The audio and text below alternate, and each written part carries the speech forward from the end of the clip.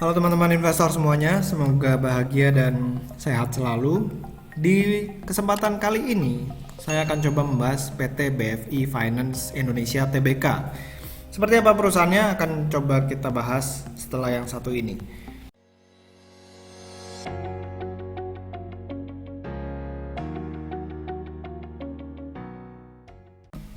Nah ini saya ambil dari websitenya si BFI ya, bfi.co.id. Di sini kita bisa lihat websitenya cukup menarik ya, cukup bagus. Di sini kita pengen tahu sebenarnya produk dari si BFI Finance ini apa sih.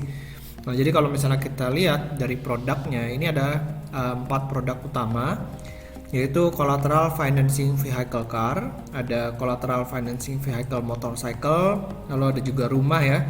Rumah, lalu ada heavy equipment dan industrial machinery. Jadi keuangan financing ya, ke arah mobil, motor, rumah dan juga alat berat.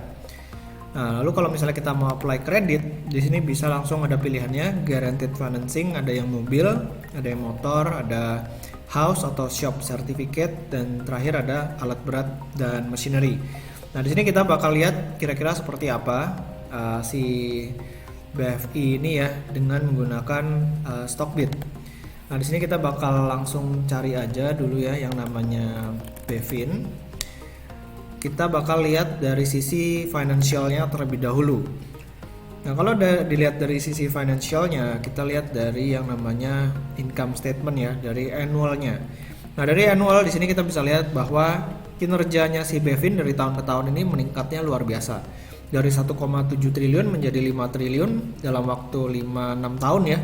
Ini merupakan pencapaian yang luar biasa sih. Pencapaian yang luar biasa. Dan kalau misalnya kita perhatikan, laba bersihnya juga cenderung mengalami kenaikan walaupun nggak secepat kenaikan pendapatan ya. Di sini dari 600 miliar naik menjadi 1,4 triliun di tahun 2018, tapi di tahun 2019 dia turun ya jadi 712 miliar, turunnya ya 50%-an nih tahun 2019. Jadi di sini sebenarnya udah mulai kelihatan di tahun 2019 ada sedikit perlambatan. Ini karena ada beban lain-lain yang meningkat cukup signifikan ya, dari 927 miliar menjadi 1,5 triliun. Lalu kalau misalnya kita mau lihat dari quarterly yang terakhirnya, sebenarnya si BFIN ini boleh dikatakan menurun ya kuartal 3-nya dibandingkan dengan kuartal 2 dan kuartal 1 2020. Dari 1,3 triliun jadi 1,1 lalu menjadi 908 miliar. Cuman yang menarik di sini adalah laba bersihnya ya. Laba bersihnya justru naik dibandingkan dengan kuartal 2 dari 4 miliar menjadi 189 miliar. Kalau misalnya kita membandingkan dengan kuartal 3 2019 ini juga masih turun dari 1,2 T menjadi 900 miliar total pendapatannya. Laba bersihnya turun separuh lebih ya dari 400 M menjadi 189 miliar. Lalu kita bakal lihat dari interim year to date-nya. Jadi 9 bulan 2020 kita bandingkan dengan 9 bulan 2019. Ini juga kita perhatikan penurunannya di laba bersih lebih dari 50% ya, lebih dari 50%, total pendapatannya turun sekitar 10%-an. Jadi boleh dikatakan di tahun 2020 ini BFIN punya tahun yang cukup susah ya, cukup sulit buat bisnisnya. Lalu kalau misalnya kita memperhatikan dari key stat-nya, dari sisi harga PE ratio-nya sebenarnya 9,02. Ini kita pakai yang annualized, kenapa? Karena kalau misalnya pakai TTM di kuartal 4 2019 ini kan dia rugi ya, rugi 378 miliar, lalu di kuartal 2-nya juga kecil banget 4 miliar. Jadi kita pakai angka yang terakhir aja, kita annualize. Di sini kita dapat PE ratio-nya 9,02 kali. Jadi nggak mahal, nggak murah juga. Nah, kalau misalnya kita perhatikan dari price to book value ratio-nya 0,99 kali, ya ini sebenarnya juga udah so-so ya, harganya nggak murah dan juga nggak mahal. Di sini karena earnings-nya agak fluktuatif, kita bakal coba asumsikan bahwa si BFIN ini bakal mencetak EPS atau earning per share itu sekitar 43,48. Di sini untuk apa? Ya untuk mencari valuasi dari si perusahaan ini. Saya akan menggunakan valuasi dari Stockbit ya. Nah, kalau misalnya kita pakai current EPS yang cuma 8,9, nah itu target price BFIN jadi 77 ya.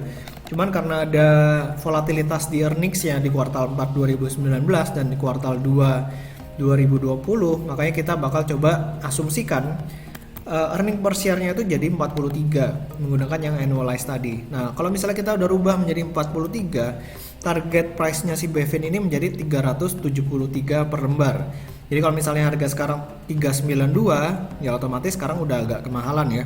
Makanya potensi return-nya 0%. Lalu kalau misalnya kita mau lihat dari konsensus targetnya, ini sebenarnya target price-nya antara 800 sampai 900. Jadi kalau misalnya beli di 392, ini potensi upside-nya bisa 100% lebih kalau misalnya kita mau menggunakan konsensus target ini. Nah, jadi memang Bevin ini mulai ramai lagi dibicarakan karena ada yang bilang mau diakuisisi gitu kan, makanya harga sahamnya naik.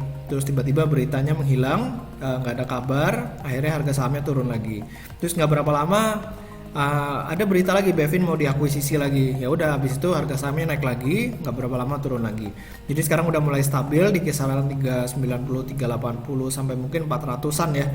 Nah, jadi demikian dari saya tentang Bevin ya, BFI Finance. Semoga videonya bermanfaat. Jangan lupa buat di subscribe dan juga di follow Instagram saya di Pesan Saham. Sampai ketemu di video berikutnya. Selamat berinvestasi.